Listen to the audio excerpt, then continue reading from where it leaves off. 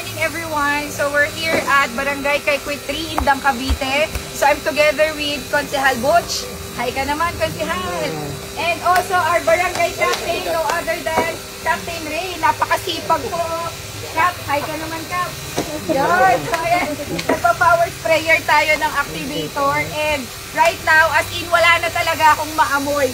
Kanina, umulan pa, sobrang basa, and grabe yung baho. At least na-address natin yung problem nila dito. Ngayon, wala na talagang amoy. And majority of us, actually, no need na mag-mask kasi wala na kaming naamoy. Tama, Konsehal Butch? Kamusta po, Konsehal, yung effect ng activator natin? Positive naman siya, nakakatulong. Nakakatulong? Ano ba ba?